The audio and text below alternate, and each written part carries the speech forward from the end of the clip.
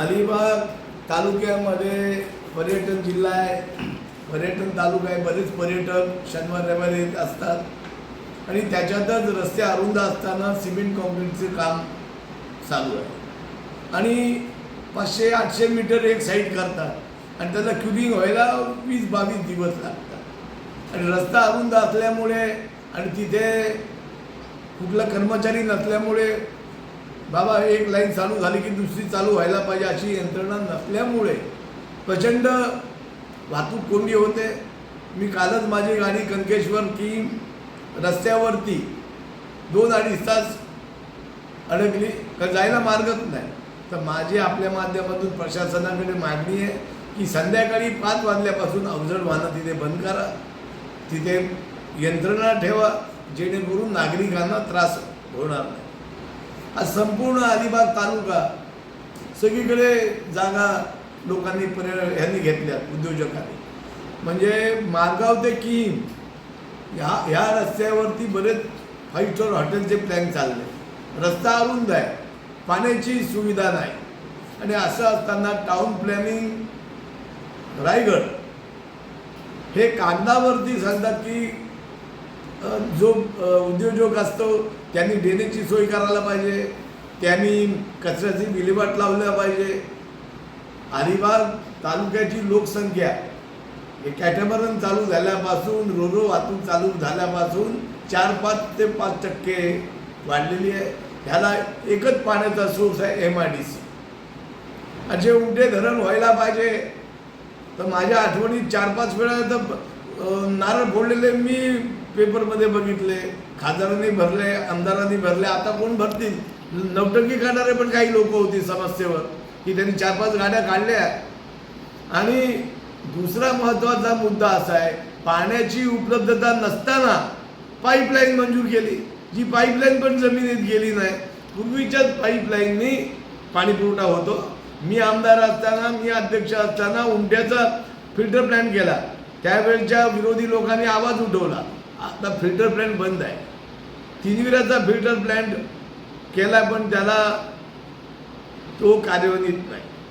मी तुम्हाला अशासाठी बोलवलं आहे, मी मानकुळ बहिणीच्या पाड्याला माझं एक कार्यकर्त्याचं दुःखद निधन झालं, दीना गुरुजी यांना भेटायला मी बहिणीच्या पाड्याला गेलो. तर रायगड जिल्ह्यामध्ये प्रत्येक नागरिकाला दिवसातून 2च हड्डे दिले जातात आणि मानकोळे बैरीचा पाडा गाव हे खाडी लगत आहे, पाण्याची दुसरी उपलब्धता नाही. आणि असं असताना देखील आपण तिथे धरण बांधले आहेत, मी आमदार अध्यक्ष असताना. पण जे पाणी वितरण करणारे कर्मचारी आहेत ते तिथे राजकारण करतात आणि त्याच्यामुळे नागरिकांना फार मोठे समस्यांना तोंड द्यायला लागते. आणि त्याच्यामुळे मानकुळे गावातले लोक पेजारी, अलिबाग, अन्य गावात शिफ्ट झाले आणि त्याच्यामुळे त्या गावावरती यांचा भार पडलेला आहे. आणि मी आजच या निमित्तानं कलेक्टर साहेबांना भेटलो की रायगड जिल्हा टँकर मुक्त आहे. असं असताना, पाण्याची उपलब्धता असताना